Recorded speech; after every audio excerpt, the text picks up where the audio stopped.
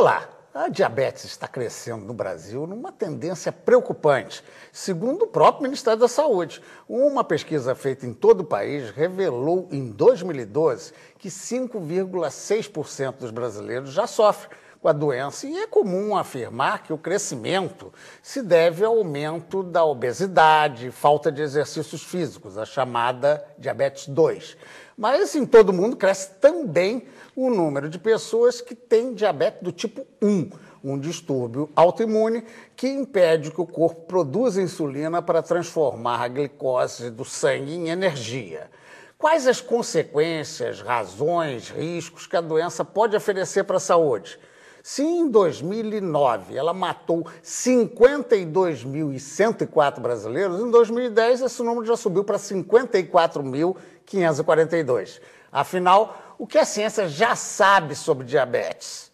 Dúvidas que começam até pelo nome. É diabetes ou diabetes? É o diabetes ou a diabetes? Já que o dicionário aceita os dois gêneros, vamos preferir o feminino. Até porque, pela primeira vez na história do nosso programa, só temos mulheres especialistas para nos esclarecer aqui. Deixa eu apresentá-las para você. Lenita Zeidenberg, médica, mestre em endocrinologia e doutora em nutrologia, é professora adjunta da Universidade Federal do Rio de Janeiro, a UFRJ, onde coordena o programa de residência médica em endocrinologia. Atualmente, ela é a vice-presidente da Sociedade Brasileira de Diabetes, a Sociedade Nacional. Flávia Lúcia Conceição, médica com mestrado e doutorado em endocrinologia e professora adjunta de endocrinologia na UFRJ. Pertence à diretoria regional Rio, da Sociedade Brasileira de Endocrinologia. Marília de Brito Gomes, também médica com mestrado e doutorado em endocrinologia, é professora da Universidade Estadual do Rio de Janeiro, a UERJ, onde coordena a disciplina diabetes e metabologia. Roberta Arnold Cobas, médica com doutorado em fisiopatologia clínica experimental, é professora adjunta da Faculdade de Ciências Médicas da UERJ, onde dá aulas de diabetes. Bem, para começar, eu pediria logo para a doutora Lenita. Aquilo que eu falei está certo? Ou seja, uma doença autoimune a um que prejudica, ou seja, tanto um como a outra, o sentido é o mesmo, ou seja, falta insulina para transformar a glicose do sangue, é isso? Isso, falta por motivos diferentes, né? No diabetes tipo 2, esse que é mais prevalente, a insulina até existe, mas numa quantidade inadequada para conseguir agir na periferia, né? Então, a gente chama de um quadro de resistência à ação da insulina.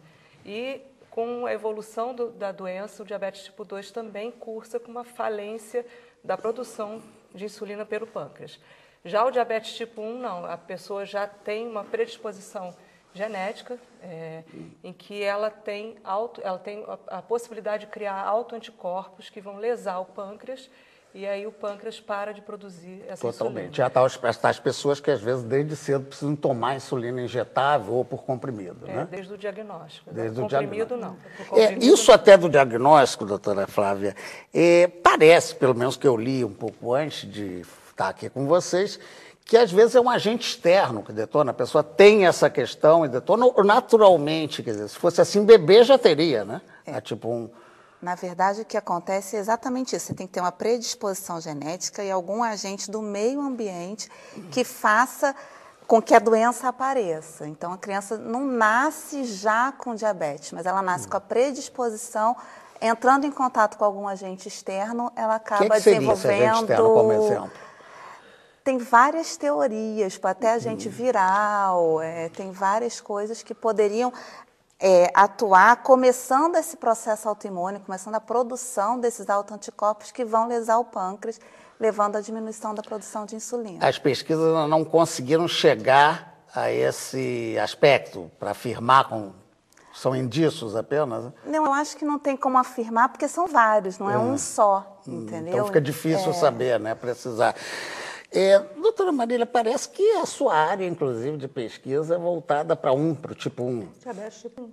E por que não se descobriu até agora, ou não se tem certeza? Porque aí se poderia, eventualmente, se escapar, né, do problema do agente externo, mas é complicadíssimo mesmo? Porque a doença é multifatorial, né?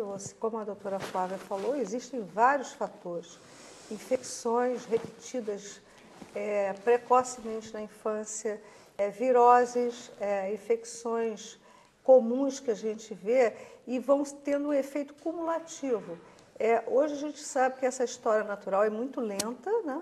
Ela pode levar anos e você gradativamente vai lesando um número X de células beta, até que você lese uma quantidade que é insuficiente para você produzir insulina na quantidade necessária para o seu metabolismo.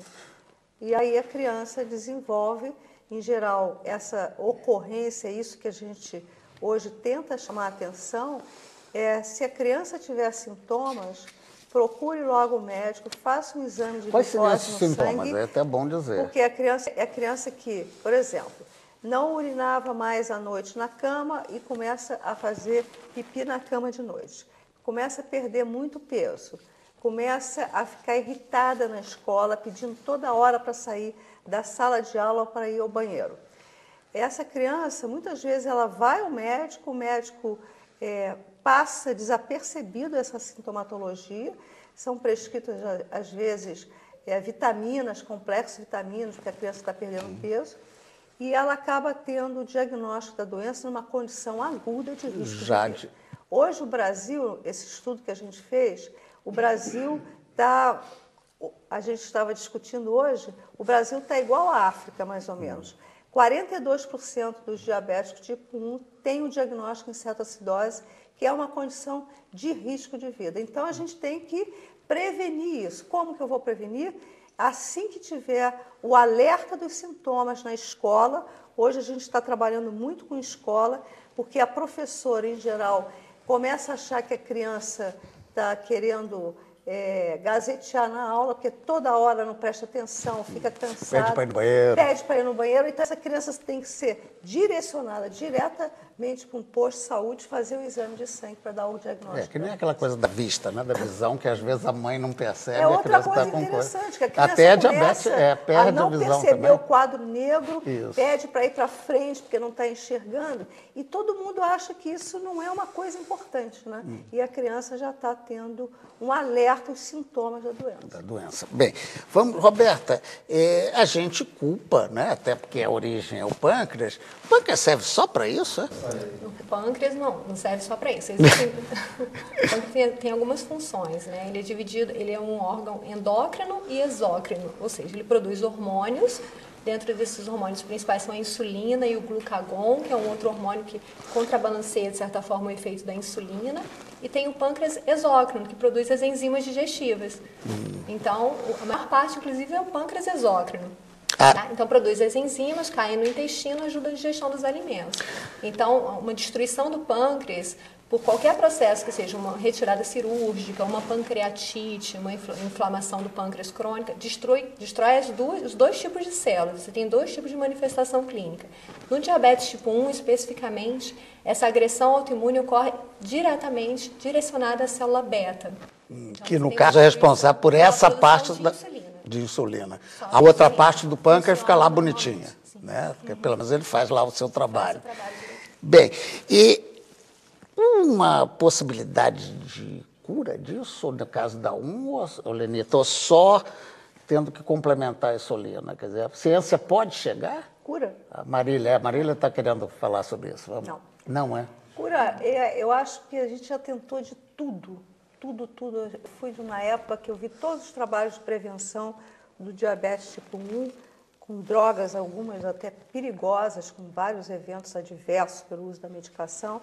E hoje, justamente, a gente estava, lá no serviço, a gente tem o dia do Hot Papers que sai, né? Saiu um trabalho que é a vacina da tuberculose, é uma tentativa de prevenção do diabetes tipo 1.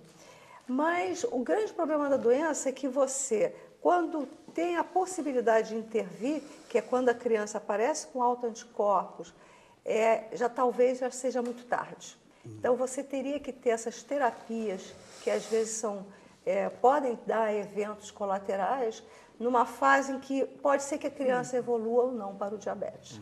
Então, fica difícil é você determinar o momento exato que eu vou começar uma intervenção terapêutica objetivando a prevenção da doença.